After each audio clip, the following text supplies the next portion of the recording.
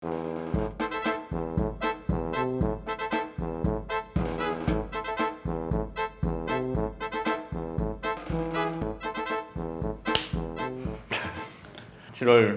마지막 거래일 7월 30일 금요일 오전 10시 2분 55초 올라가고 있습니다.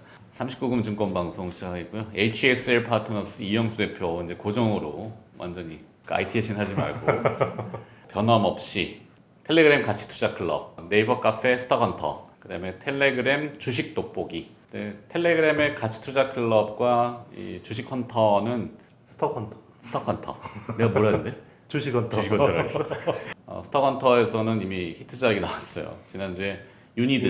네. 확실히 잘 분석합니다. 그리고 또 어제는 남해화학을 알려줬는데 이미 지나갔기 때문에 어제 시세가 났어. 뭐 남해화학은 황산철 부산물 나오는 거를 이제 IT 케미칼로 좀 전향 적용해서 쓰려고 하는데 아직은 모르겠습니다. 경인양인도 그렇죠. 약간 그런 부산물. 맞습니다. 네. 기존 케미칼 업체들이 이 부산물이 진짜 이게 이 쓰레기가 아니라 그렇지, 옛날에 쓰레기였지. 이게 완전히 황금알을 낳는 거위가 되고 있어요. 어떻게 네. 다시 네. 가공하느냐에 따라서. 따라서는 대북 이슈하고 같이 또 맞물려가지고 비료 업체가 주목을 받았는데 우리 종목들은 다 실패했습니다. 맞습니다. 인정할 건 인정하고 지난주에는 망했어요. 네. 사라 팔아라의 그건 아니지만 그 기왕지사 올라가면 좋긴 하지만 하여튼 가치투자클럽에 졌습니다. 우리 동반자 아니야? 무슨 동반자지. 경쟁자에서. 아, 당연하지. 그 녀석이 조만간 한번 나올 겁니다. 뭐 하려다가 이렇게 왔지?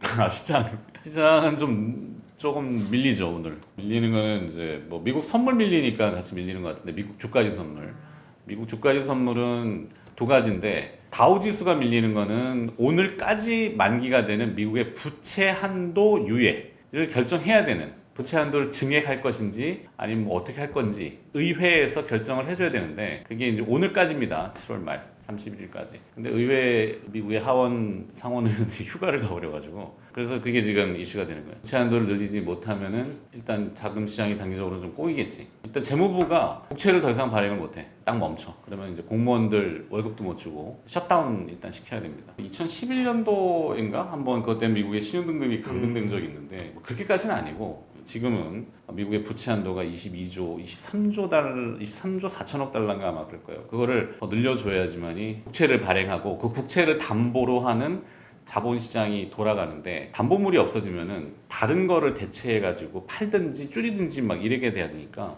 그걸 좀 걱정하는 것 같아요. 근데 결국엔 늘릴 거예요. 결국엔 늘릴 거고. 참 이게 부채에 중독돼 있는 것 같아요. 전 세계 경제가. 재무부의 일반 계정이 있는데 TGA라고 하는 일반 계정에 지금 4,500억 달러로 책정돼 있는데 보유한 현금은 6,700억 달러. 그러니까 계정보다 지금 돈이 좀 남아요. 2,200억 달러를. 근데 채권을 발행해 가지고 보통 돈을 흡수하고 이런 형태가 돼야 되는데 돈이 캐시가 2,200억 달러가 있기 때문에 그걸 던져버려요. 돈을 사실 던지면은 좋은 것 같지. 돈이 확 풀리니까. 그게 이제 어디로 갈지는 잘 모르겠고 하여튼 좀 어려운 내용이지만 제닛 옐런 재무부 장관이 지금 그랬고 야이씨 빨리 증액 안 하면 파산이 되니까 디폴트야 디폴트 외쳤는데 의회 의원들은 휴가를 갔습니다. 휴가를 가도 돼요? 자기가 가겠다는데 갔다 와서 하겠다는데 어떨 거야.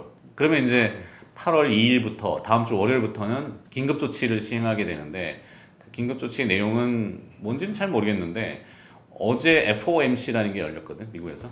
FOMC를 설명 안 해도 이제 다 알겠지? FOMC가 열렸는데 거기에 이제 스탠딩 레포라는 용어가 등장을 했거든. 스탠딩 레포 시장을 활성화시키겠다. 그게 단기 자금 시장입니다. 하루짜리 막 이렇게 자금 은행들이 돈을 넣었다 뺐다가 뭐 국채를 넣었다 뺐다가 막 하는 시장인데 그 시장을 활성화시키겠다는 얘기는 부채 한도 유예에 조금 늘어질 거라는 거는 미국 연준 의장 이름 뭐지? 제롬 파월 형이 그렇게 한 것 같아요. 그것 때문에 다우 지수가 주가 지수가 선물이 밀리고 나스닥이 밀리는 거는 아마존이 실적을 내놨는데 눈높이를 좀 충족 못했어. 그래서 실망 매물이 시간의 거래에서 흘러나오면서 전산 시장이 하락합니다. 그럼 우리나라 시장이 이렇게 보다가 아이씨 미국 주말에 빠지겠네. 그러니까 지금 팔고 있거든. 근데 뭐 별건 아닐 거예요. 제가 생각하기에는 큰 이슈는 아니고 다음 주 초반에 뭐 좀 만약에 주가가 밀린다든지 이러면은 다시 사는 게 지금은 맞다. 아직까지는. 코로나가 끝나야 주식시장이 꺾인다. 코로나가 끝나야 돼. 근데 지금 델타 변이 계속 나오잖아. 난리지. 일본 10,000명씩 나오고. 끝장입니다. 네. 지금 또 확산 이벤트 열리고 있잖아. 올림픽. 끝장이야. 시장이 8월 중순에 굉장히 큰 이벤트가 있지. 뭘까요? 치마 앵커 휴가. 나는 8월 중순에 빅 이벤트가 로컬에서 있어요. 8월 15일? 아니야, 이게 생일이 어떻게 알았어? 생일이 광복절 맞아요, 저는. 아니, 뭐 자랑하는 거 아니고 뭐 선물 이런 거 요구하는 거 맞습니다. 그래서 나 태어났을 때 처음에 우리 할아버지가 얘는 이름을 최광복으로 줘야 돼. 딱 이랬는데 우리 어머니가 이제 내 인생을 망칠 겁니까? 라고 돌림자를 써서 임화가 됐지만 임화도 이름이 되게 어려워. 그렇죠. 8월 중순의 이슈는 지금 미국의 부채 한도 얘기를 꺼냈지만 그리고 바이러스 얘기를 꺼냈잖아. 중국하고 미묘하게 뭔가 좋은 관계? 야 이제 그럼 같이 살아보자.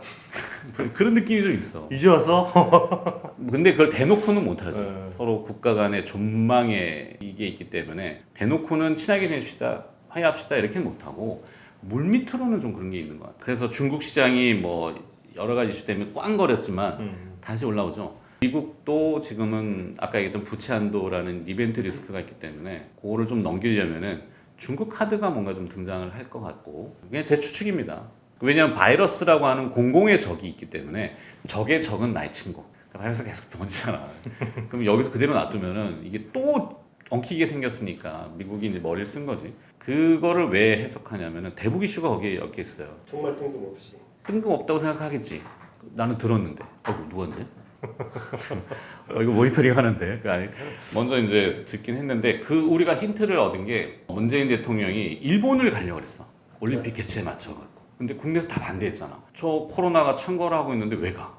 그리고 다른 정상들도 안 간다는데. 그럼 문재인 대통령이 가고 싶어 가려고 했겠나? 그게 아니거든. 미국에서 셔먼이라는 국무부 부장관이 우리나라를 거쳐서 중국을 갔지. 셔먼의 가방 안에는 종전선언문이 있었던 것 같아. 문재인 대통령이 일본에 가서 그거를 이제 두 가지 표현을 할 수 있는데 양해를 구하느냐 아니면 통보를 하느냐 그 둘 중이었을 거야. 일본이 계속 어기지장을 놓잖아. 일본은 우리나라 잘 되는 꼬라지를 못 봐요. 근데 그래서 무리해서 가려고 했는데 결국은 안 됐지. 이게 조금 신경이 쓰이긴 하지만 내 개인적인 생각으로는 통보를 하러 가려고 했던 것 같아. 자, 우리가 이제 종전선언 한다. 니네가 어기장을 놔도 우린 갈 거야. 이렇게. 굉장히 그 짜릿한 부분이 있어요. 난 그렇게 좀 됐으면 좋겠는데. 그래서 8월 중순에 그런 대북 관련된 이슈도 있고, 그다음에 8.15 특사가 있죠. 특사는 어떻게 생각합니까? IT의 신. 특사는 뭐 되지 않겠어요? 여보세요? 사면이냐 가석방이냐 천지 차이지. 사면을 하면은 줄줄이 다 나와야 돼. 피 전 대통령도. 왜? 왜냐하면 JY가 들어간 게 뇌물수수권이잖아. 그러면은 JY를 사면해주면은 그러면 박근혜 대통령도 사면을 해줘야 되고 그럼 박근혜 대통령 나오나? MB도 나와야 돼. 형평성 때문에. 근데 그렇게는 지금 못하겠거든. 정치적 부담이 크죠. 굉장히 크지. 네. 여론에 또 근데 가석방을 하면 한국에서만 또 일해야 되잖아. 뭐 그런 거는 또 뭐 예외 조항이 다 있을 거예요. 그렇지. 법조문에 예외 조항 없는 거 봤나? 아 그럼. 그래서 가석방 쪽이 아닐까 싶긴 하고 그 심의위원회가 이제 9일날 열려요. 가석방은 법무부 장관이 인가하면 되기 때문에 어. 좀 대통령의 정치적 부담도 좀 덜하죠. 하여튼 그런 이벤트가 8월 중순에 짬뽕이 되면은 나쁠 건 없잖아. 그러니까 지금 8월 중순이면은 사실 다다음 주죠. 그러니까 우리는 이제 다음 주 거를 바라보고 얘기하는데 그런 이벤트가 있어서 보통 안 좋은 걸 얘기할 때는 이제 퍼펙트 스톰이라는 표현을 쓰잖아. 세 가지가 꽝 거렸을 때 작살나는 거. 근데 요번에는 좀 반대의 경우일 수도 있다. 조심스럽게 그렇게 기대를 해요. 그게 또 기대감이 반영돼 있는데 또 안 되면 안 되면 쇼크잖아. 또 승률 떨어지고 뭐 조회수 떨어지고 뭐 댓글 달리겠지. 개새끼 소새끼 뭐. 일단은 정상끼리 만날 경우에는 항상 얘기하지만 뭔가 체결하고 만난다 그랬잖아. 뒤에서는 선물을 주고받는단 말이지. 그러면 그 선물이 꼭 우리나라 주식시장이 나쁠 거라고 보진 않고 대북 관련주는 대부분 잘 알고 있는 현대엘리베이터가 원탑이고 아난티 뭐 있고 비료주는 아까 그랬던 남해화, 뭐 경농조비도 있고 그렇죠. 많죠. 건설주들은 다 기본 이렇게 그런 기본빵인데. 시멘트. 근데 북한이 지금 식량 문제가 굉장히 심각하다고 해요. 물 문제도 심각하고. 그러면 이제 지원을 어떻게 해줄 거냐는 머리를 짜매야 되는데 그냥 하도 말이 많아가지고. 우리나라 주식시장은 인덱스라는 기준이 주가지수가 그 수급에 묶여 있고 수급의 지금 주요 주체는 외국인 기관은 그냥 상징성. 근데 실제 리얼한 수급은 개인 투자자. 근데 그 뒤에서 또 마켓을 만드는 거는 ELS. ELS가 올라가면 팔고 떨어지면 사고. 그래갖고 이렇게 갇혀 있다 그랬잖아요. ELS 자체의 구조가 6개월, 1년 후에 어느 구간 안에 있어야 확정 수익을 줘요. 옵션을 섞어서 하기 때문에. 그러니까 너무 올라도 ELS는 터지고 너무 떨어져도 낙인이 걸린단 말이에요. 근데 그 ELS를 구성할 때 커스피 200이라는 주가지수도 있지만 얼마 전에 중국이 꽝 걸렸는데 ELS가 전혀 반응을 안 했어. 이런 거 보면은 이 밑에 하단을 좀 넓게 넓혀놨구나. 그래서 주가가 떨어지면은 계속 사는 롱감마. 또 어려운 얘기 해야 되는. ELS는 델타 해지를 해야 되는데 떨어지면 사는 롱감마, 올라가면 파는 숏감마. 근데 뭐 이런 해지를 계속 반복합니다. 막아두는 거. 떨어지면은 계속 사들어오기 때문에 걱정할 필요 그렇게 없을 것 같다. 제 생각입니다. 네 얘기해야지. 바로 이렇게 요즘 너무 방송 날로 먹는 거 아니야 이거? 진짜 정규 방송에서 TSE 마저 좀 너무 오르지 않았냐? 더 갈 것 같아요. 더 갈 것 같아요. 중국이야 더 가겠지만 조금 그렇지 뭐 기다리는 조정이라는 건 없으니까. 신고가니까 이제 뭐 매물 받아낼 거 대충 다 받아내고 뚫고 올라갔으니까 그만큼 좋게 봐. 네. 네, 정말 좋아지는 것 같아요. 일단은 이제 중요한 게 지금 후공정단에서 굉장히 변화가 많다고 네, 했잖아. 변화가 많은데, 늘 네. 얘기했지만 뭐 한미 반도체, 네네. 이오테크닉스, 테크윙. 그렇죠. 맞아요. 이게 계속 이제 2.5D, 3D로 이제 자꾸 패키징을 하다 보니까 기본적으로 인텔 CPU가 사파이어 래피드라는 신규 CPU가 하이 밴드위스 메모리라고 해서 HBM이라는 걸 지원을 한단 말이에요. 기본적으로. 기존에 HBM 메모리라는 거는 슈퍼컴퓨터에만 쓰였던 건데 이게 이제 범용으로 쓰이는 거예요. DRAM을 하나씩 쓰면 이게 속도가 안 나와요. 그런데 그러니까 패키징으로 뭐 패키지 온 패키징으로 하면 이게 이제 아무래도 계단 타고 올라갔다 이렇게 해야 되니까 시그널이 늦잖아요. 근데 TSV는 실리콘 관통적으로 다이에다가 구멍을 뚫어서 엘리베이터를 뚫어버리는 거하고 똑같은 거거든요. 속도가 굉장히 빨라지는데 문제가 그러면 요 주파수가 또 늘어나요. 그러니까 밀리미터 웨이브처럼 MMA. 주파수 폭이 너무 강해지니까 요거를 받아줄 수 있는 소켓이랑 부품들이 필요한데 그런 거를 TSE가 하는 거예요. 그 소켓은 테스트용이기 때문에 쓰고 버리고 맞아요. 네. 그 이제 HBM용 또 소켓을 또 개발해서 내놨고 얘들은 또 이제 HBM을 또 테스트하는데 이제 장비에 넣는 거, 팩 그리고 언팩 이런 장비도 지금 개발하고 있어요. 그러면 계속 이런 쪽으로 먹거리가 늘어나는 거예요. 지금 한미 반도체도 지금 그저께 약간 좀 체크를 해봤는데 갑자기 TC 본더 쪽 수요가 확 늘어날 것 같아요 내년에. TC 본더가 뭐냐면 D램을 이렇게 쌓아서 구멍을 뚫잖아요. 그러면 쌓을 때 이걸 딱 붙여야 돼요. 열로 붙여야 되는데 이게 하이닉스가 옛날에 몇 년 전에 몇 대 사고 나서 안 사갔어요. 왜냐면 이게 슈퍼컴퓨터용으로 쓰니까 장비가 뭐 그렇게 많이 필요 없는 거예요. 갑자기 그런데 하이닉스가 주문을 굉장히 많이 낼 가능성이 높아진 거예요. 그러니까 얘들도 지금 그 준비를 좀 많이 하더라고요. 자재나 이런 부분들을. 당연히 여기 관련된 업체들을 봐야 되는 상황인 거고. 한미 반도체는 좀 밀리지 않았었나? 네, 좀 밀렸어요. 네. 4만 원 갔다가 조금 밀렸는데 인텔이 또 그리고 뉴멕시코에 4조를 투자했어요. 후공정 쪽으로. 4조 원을 후공정 쪽으로 투자를 해야 되는데 뭘 하겠냐는 거죠. 그게 결국 또 2.5D. 포베로스. 네, 포베로스라고. 그리고 AMD는 칩넷. 이제 이게 이제 기본적으로 이제 웨이퍼를 계속 위로 쌓거나 옆으로 해서 인터포즈를 연결하거나 이렇게 해야 되는데 지금 당장은 AMD가 더 잘 나가잖아. 그렇죠. 어쨌든 서버 쪽은 인텔이 또 워낙 압도적이니까 그런 쪽으로 이제 중요한 게 이거 후공정 쪽으로 지금 표준이 없잖아요. 그렇지. 다 난립해 있잖아 기술이. 이럴 땐 제일 유리한 애들이 뭐냐면 대응력 빠른 애들이 유리해요. 뭔가 요구하면 수요업체에서 요구하면 빨리빨리 대응해서 딱 갖다 줄 수 있는 애가 유리한데 그러려면 기본적으로 수직 계열화가 돼 있는 애가 유리하다는 거예요. 그러니까 TSE가 그 11개 계열사를 자회사를 가지면서 이 수직 계열화가 잘 돼 있으니까 이런 쪽으로 굉장히 좀 스피디하게 움직이는 느낌이 나고 그리고 한미 반도체나 이오테크닉스 같은 경우는 워낙 그 분야에서 독보적인 애들이다 보니까 그게 계속 잘 되고 있고 요 세 회사는 계속 좀 롱텀으로 볼만하다라고 생각하고 있어요.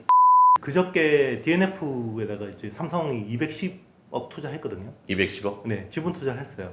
210억 지분 투자를 했고 이게 소보장 업체에다 계속 투자해오고 있는 건데 원래 동진 세미캠하고 솔브레인 쪽에 이제 그 케미칼 쪽 지분 투자를 했었고 그리고 작년에만 SNS텍 이제 블랭크 마스크하는 SNS텍 투자했고 뉴파워 플라즈마에도 투자했고 미코 세라믹스에도 투자했고 많이 투자했죠. 그렇죠. LOT 백큐에도 투자했고 KC텍에도 투자했고 이 일환이라는 거예요. 그러면 DNF가 왜 또 중요하냐? 얘들은 전구체를 하는 애들인데 결국 삼성의 14나노 D램 그리고 3나노 GAA 파운드리 중요한 소재를 납품하는 애들이라. 이건 사실 이제 기정사실화 되는 거예요. 그러니까 긍정적인 측면은 삼성의 미세 공정 쪽은 얘가 무조건 따라간다는 거고, 오케이. 또 반대로 이야기하면 삼성하고 바인딩돼서 이제 하이닉스나 뭐 인텔 이런 쪽은 좀 힘들어지는 거 아니냐 이런 또 이야기도 있어요. 삼성 쪽만 먹고 살아도 당분간 매출 규모나 이익 사이즈는 굉장히 좋아질 수 있을 것 같다라고 보고 있습니다. 그래서 바이오는 바이오는 랩지노믹스를 라파스와 랩지노믹스. 라파스는 뭐예요? 혈전이 생기잖아. 부작용으로 피딱지. 근데 이제 바늘이 몸을 뚫고 들어올 때 근육을 찢으면서 들어오거든. 근육의 이제 핏줄을. 그래서 그 혈전을 예방할 수 있는 게 이제 피부에 살짝 붙이는 패치형, 그 마이크로 니들이라는 거. 그거 이제 국내에서 제일 잘하는 상장기업은 라파스고 그 정도만 하자. 백신 업체하고 그거를 어떻게 하느냐 가능성 있는 거 같고. 나오겠구만. 네. 네. 마돈나. 마돈나. 마돈. 네, 랩지노믹스도 좋은 것 같아요. 이게 코로나가 계속 나오는데 매번 검사를 받으러 가고 우리도 몇 번을 가잖아. 몇 번을 가고. 자가 진단 키트가 이제 좀 아직 그 민감도가 떨어진다고 하는데 민감도를 올린 것들이 좀 나오지 않겠어? 야구 생각합니다. 중간중간에 이런 거 네네, 섞어줘야 네. 돼 계속. 그러니까 좋아. 작전주 이런 거. 작전주 이런 거. 신고가인데 또 왜 봐야 되냐? 그럼 신고가가 가는 이유가 있을 거 아니에요? 실적 전망치가 당초보다 훨씬 좋아지고 있는데요. 오케이. 형도 계속 이야기했지만 원자재 가격이 글로벌리 너무 치솟잖아요. 네. 똑같아요. 이 회사도 이제 쿼츠라는 소재를 하니까 그 석영 원자재를 써야 될 거 아니에요? 그렇지. 석영 원자재 가격이 계속 올라요. 맞아. 그러면 얘들이 자회사가 MOMQ라는 회사가 미국 회사인데 여기가 석영 원재료를 하는 회사예요. 얘를 인수해가지고 계속 그동안 이익을 까먹었는데 얘가 갑자기 이익을 내는 거예요. 그러니까 올해 실적 전망치가 얘 때문에 확 달라진 거예요. MOMQ 실적 전망치가 이 연결 매출로 한 40%가 잡히거든요. 이 회사에 40%가 잡히는데 지금 코치 쪽 원재료 좋아지고, 그럼 경쟁사들은 코치 원재료 가격이 인상되면서 경쟁력이 약해지는데 얘는 내재화를 했기 때문에 수직 계열을 했기 때문에 이렇게 이익 레버리지를 극대화할 수 있다는 거죠. 원익쿼츠 얘기를 했는데 이제 석영, 뭐 원재료. 근데 이제 원자재 이슈가 연초에는 이제 공급발 이슈라고 해서 미국 연방준비제도 제롬 파월 연준의장은 이 공급발 인플레이션이야. 그러니까 인플레를 걱정하지 않아도 돼. 근데 지금은 또 바뀌었다. 인플레가 너무 빨리 꺾일 수도 있어. 그 지표들이 이제 GDP 2분기가 나왔는데 생각보다 낮고 소비 지원금을 이제 멈췄거든. 그렇기 때문에 이제 앞으로 이제 쓱 내려간단 말이야. 그러면은 이게 너무 올라도 그렇지만 너무 꺾여도 그래서 이걸 다시 막으려고 원자재 시장을 또 건드리는 것 같아. 칠레에 이제 제일 큰 구리광산이 있는데 에스컨티나, 이건 나도 적어놔서 외운 거야. 거기에 이제 노조 파업을 일으키고 있고, 그 다음에 또 하나가 이제 알래스카의 지진이 8.2 강도로 나왔잖아. 8.2면 세. 괌하고 사이판에 쓰나미 경보가 울렸지. 근데 여기 불의 고리의 환태평양 주변에 보면은 대부분 광산업체들이 좀 많아. 이런 것들이 보면은 광물을 자꾸 자극하는 거지. 니켈 값도 내가 자주 얘기하지만 광산은 인도네시아, 필리핀 이런 데가 주 산지인데 거기도 어떻게 될지 모르겠지만 하여튼 코로나 때문에도 인부들이 이거 캐는데 이제 한계도 있고 그러니까 가격이 계속 뛰어. 거기에 2차 전지, 전기차 그러면 뭐 다시 자극을 하는 거 보면은 연준에서는 너무 딥다운되는 디프레이션 이런 건 원치는 않는 것 같다. 그러니까 주가를 받치기 위한 것들이라 이렇게 생각하면 된다고. 일단 사업적으로는 이제 기존에 반도체 업체 납품하는 그 애프터마켓 쪽을 주로 주력을 했었는데 이제는 장비 업체, 텔이나 이제 저기 랩리서치 같은 장비 업체 납품하는 비포마켓 쪽 비중이 높아지고 있는데 이게 왜 중요하냐면 비포마켓이 훨씬 마진이 좋아요. 그런 것들이 다 좋아지고 있어서 뭐 이제 원익QNC는 우리 당초 생각했던 것보다 가이던스가 훨씬 더 올라갈 것 같고 원래 올해 이익이 가이던스가 대충 750억 나오지 않겠냐 이렇게 봤어요. 근데 상반기만 지금 한 450억 나올 것 같아요. 그러면 상향 조정 되겠죠. 900억까지 나올 것 같아요. 그래서 올해 900억 나오고 내년에 이제 1000억 돌파하겠다 영업이익 했는데 한 1200억까지 가능할 것 같다. 살만하네. 넥스트 따상상 하다가 오늘 이제 물량 터진 것 같고 시가총액 5천억인데 이익이 얘네가 이분들이 이분들이 이익이 많이 안 나. 10몇 억밖에 안 나는 것 같은데. 이익 나긴 나? 하여튼 이익이 거의 안 나요. 근데도 시가총액 5천억을 하는 건 바이오랑 똑같은 거 아니야? 너무 이제 네. 그 매출이나 PSR이나 이제 PDR이나 이런 밸류를 너무 붙여놓은. 너무 미래를 너무 땡기는 것 같아요. 네. 네. 그래서 조심하는 게 좋을 것 같고. 알체라는 본인들이 아니라잖아. 뒤에 보이지 않는 맥락들이 있는데 우리가 이야기할 수가 없어요. 우리라 그러지만 난 몰라. 나중에 카메라 꺼지면 이야기해줄게. 걔들이 뭐 바보겠어요. 하고 싶어서 하겠어. 그 뒤에 누가 있는지 한번 잘 생각해보시면 누가 있을까? 큰 애가 있어요. 컴퍼니가 있는데 네. 어쨌든 뭐 밀리미터 웨이브 쪽으로 이제 일단 뭐 우리나라는 밀리미터 웨이브를 상업 쪽으로 쓰지 않아요. 이제 왜냐면 그때 이제 그 정보통신부 장관이 나와서 우리는 그냥 서버 6만 하고 이제 6G로 가는 거고 이제 미국 같은 나라들은 그냥 밀리미터 웨이브도 쓰거든요. 그렇지. 그러니까 이제 우리는 밀리미터 웨이브 같은 경우를 B2B용이나 이런 쪽으로 쓰겠다는 거죠. 스마트 팩토리나 뭐 이런 쪽으로 쓰겠다는 거고 미국은 이제 그냥 일단 대도시 집중된 이런 부분에 이런 것들 쓰겠다는 건데 중요한 건 그러면 스마트폰은 다 지원이 돼야 될 거 아니에요. 그죠? 그렇지. 밀리미터 웨이브가 기본 지원되기 때문에 기본적으로 들어가야 되는데 그래서 그 안테나인 패키징이라는 게 요즘 왜 쓰이냐면 이 밀리미터 웨이브가 주파수 손실이 되게 커요. 핸드셋 디바이스 쪽에서도. 그러니까 안테나하고 그 트랜시버 IC를 붙여놓은 거야. 손실이 있어서. 그래서 안테나인 패키징이 들어가는 거고 그거를 이제 EMI 차폐하는 게 한미 반도체가 독점적으로 하고 있는 거고. 전자파 차폐. 네네. 왜냐면 안테나하고 간섭 때문에. 칩을 붙여놓으니까 간섭이 심한 거죠. 앞으로 계속 이런 쪽으로 갈 수밖에 없어요. 왜냐면 6G는 더 느려질 리는 없잖아. 그렇지.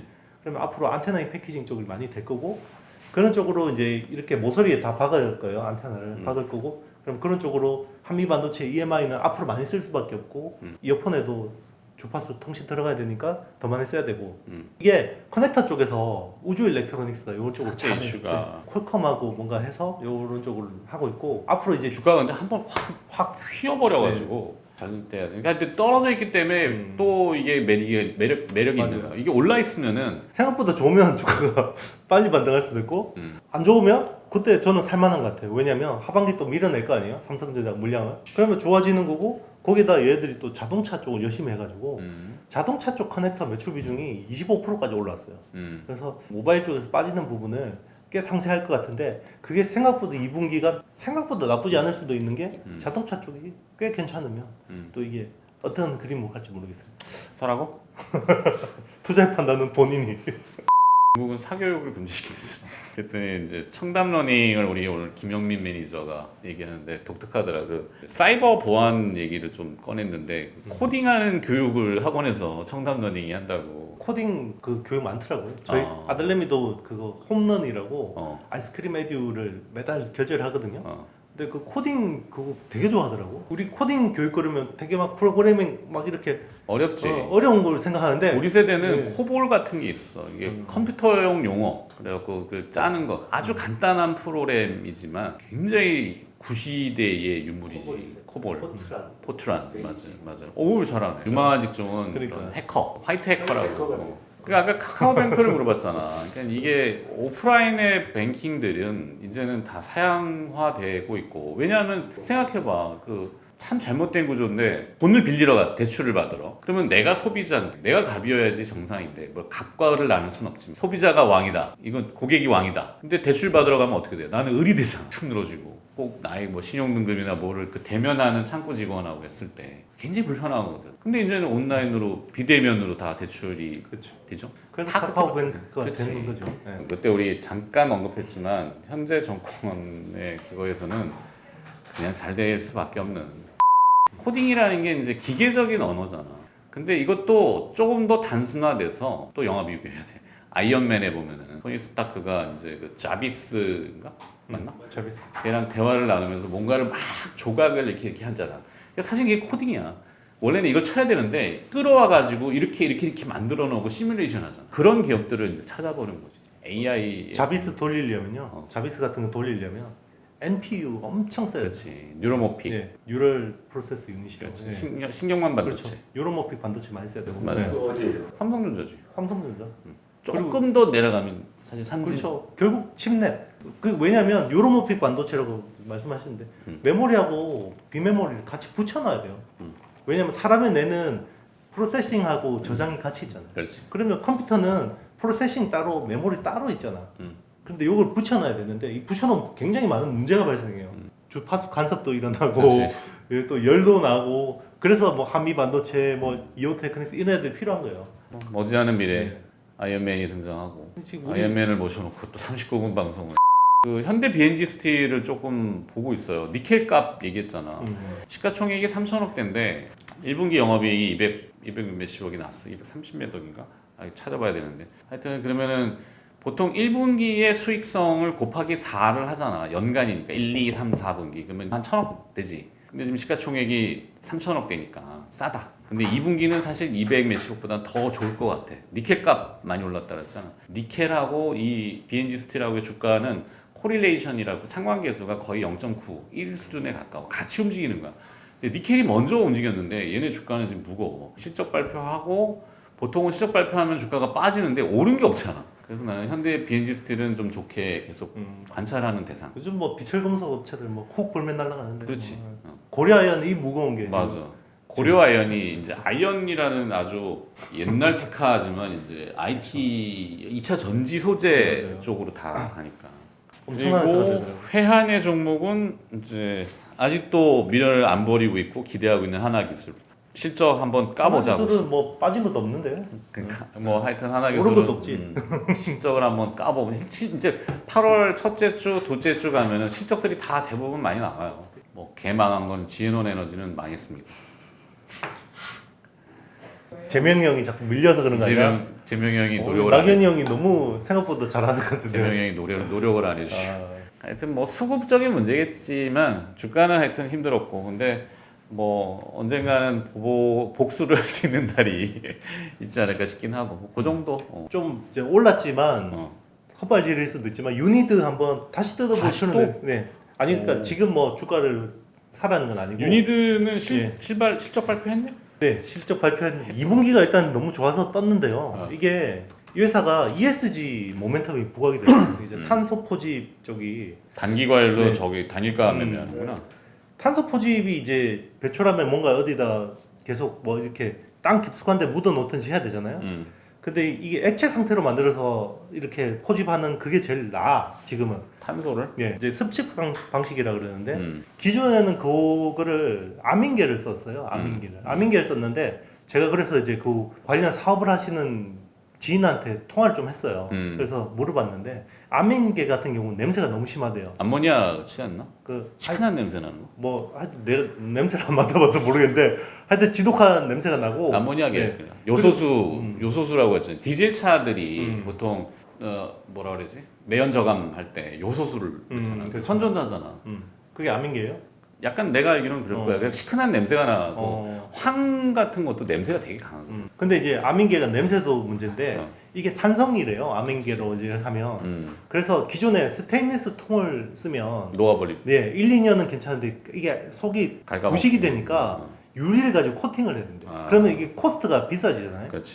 그걸 이제 생각을 해보니까 아니 이게 왜 이걸 하냐 칼륨으로 하면 되는데 그래서 이 염기성으로 만들면 또 스테인리스한테 또 데미지를 안 준다네요. 염기성은. 그래서 이게 아민계를 지금 칼륨계로 바꾸려고 하다 보니까 얘들이 칼륨 가성 칼륨 세계 1위 업체거든요. 결국에는 탄소 포집해서 네. 습식으로 네, 하는데 그 필요한 요 케미컬이에요. 음. 그러면 이제 이런 의문이 들었죠 저는. 그러면 저거 만드는 거 어려운 것도 아닌데 사실 뭐 되게 뭐 스페셜티 소재는 아니잖아요. 가성 칼륨이. 그렇지. 그런데 요 업의 특징이 있대요. 이게 돈 될 것 같다고 해서 안 달려든대요. 이쪽은 왜냐면 이게 투자를 하면 몇 년 걸리는데 그때 되면 이게 왜냐면 원가 구조를 모르고 덤벼들면 이게 시장 상황이 바뀌었을 때 굉장히 큰 데미지가 온다는 거예요. 그렇죠. 계속 적자를 내기 때문에 그래서 쉽사리 덤벼들지 않고 그리고 이 회사가 또 운 좋은 게 2017년인가 그때 캐파 증설을 했어요. 그때 그래서 한 30-40% 증설을 해놨는데 그게 내년부터 가동이 돼. 그러니까 이게 뭐 얘는 뭐 ESG 될 줄 모르고 해놨는데 그게 또 터진 거죠. 그러니까 그래서 뭐 주가가 Y형이 흥분하는 게 이런 부분이에요. 지금에서 흥분하는 게 네. 이게 Y형이 누구지? 아 오늘 골프 나가신 분? 네네. 네. 여기까지 합시다 오늘은. 네. 오늘은 그냥 3% 꺼보세요. 다른 우리 거 보지 말고. 자, 마무리하겠습니다. 오늘도 변함없이 유니드의 자료는 궁금하시면은 텔레그램 가치투자 클럽, 그다음에 네이버 카페, 스톡헌터. 나머지 또 자료들이 요즘 자주 올라오니까 주말 잘 보내시고요. 더운데 건강 조심하시고 오늘도 좋아요, 구독, 알림 설정, 댓글 많이 남겨주십시오. 적당히 남겨주십시오. 다음 주에 뵙겠습니다. 안녕. 안녕.